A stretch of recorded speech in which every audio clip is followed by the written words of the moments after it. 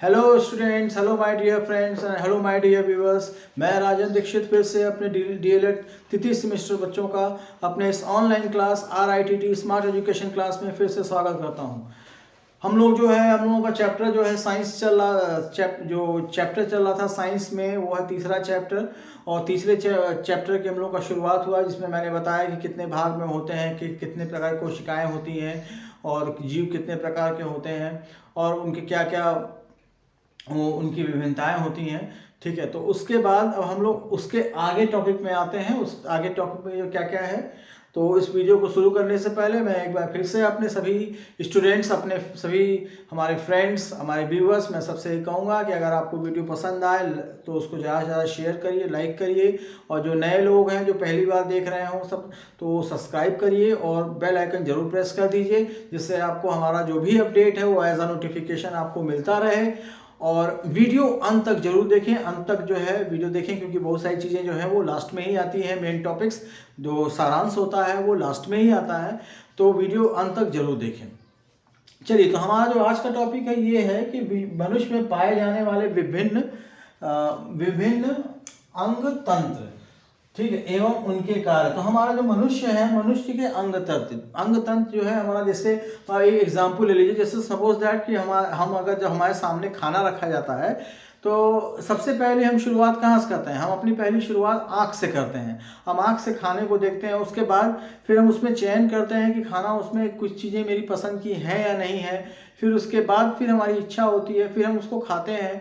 ठीक है, खाते हैं तो हमें स्वाद का पता चलता है, अच्छा है कि बुरा है। फिर वो खाना अंदर जाता है, फिर वो अपना पाचन तंत्र जो है पूरा वो एक प्रोसेस कैसे जो है, तो उसी चीज के बारे में आज हम लोग डिटेल में जानेंगे। जो हमारा टॉपिक आज का जो है वो यही है कि मनुष्य में पाए जाने वाले विभिन्न अंग तंत्र तथा उनके कार्य। अंग तंत्र क्या है? कई अंग मिलकर, जैसे मैंने बताया ना कि जैसे हम खाना एग्जाम्पल दिया, तो कई अंग मिलकर यहाँ पर काम कर रहे हैं। ठीक है, आंख ने बताया, आंख ने देखा, फिर दिमाग ने बताया, इच्छा जाहिर हुई, फिर जब फिर हम उसको खाए, मुंह से हमने खाया उसको, नाक से सूंघा उसका स्वाद क्या है। तो ये यहाँ विभिन्न अंग एक मिलकर किसी एक कार्य को कर रहे हैं, तो वही चीज है।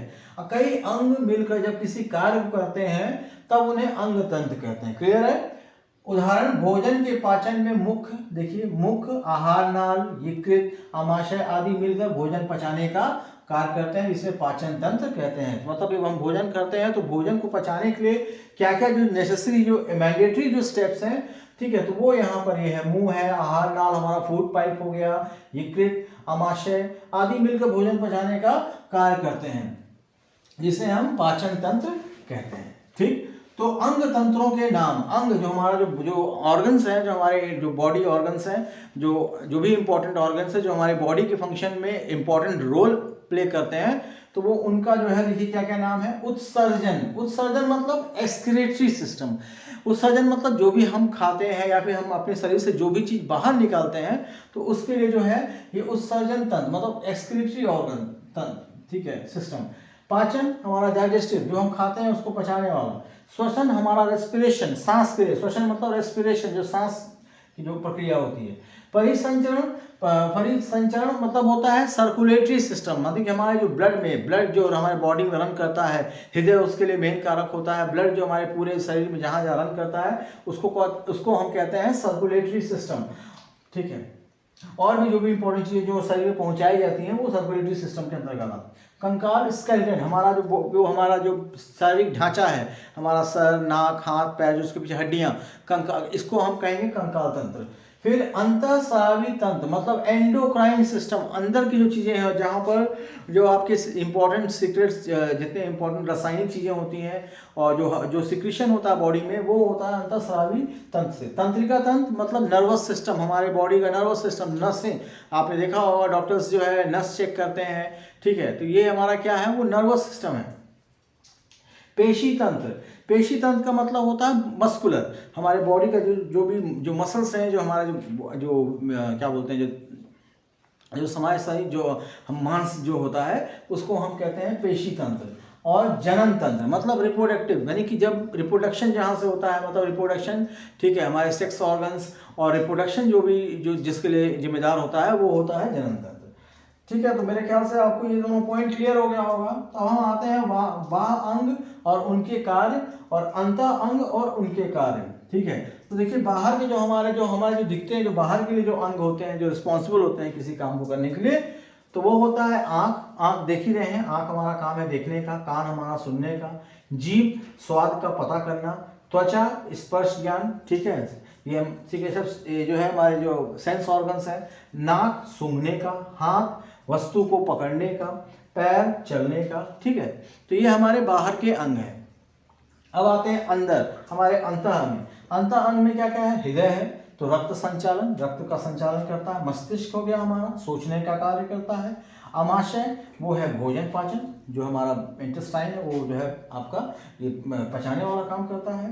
फेफड़े जो है सांस लेने के लिए होता है। और वृक्क रक्त से अपशिष्ट पदार्थ अलग करना, मतलब कि फिल्ट्रेशन करना, फिल्टर वाला काम। किडनी, वृक्क को किडनी कहते हैं।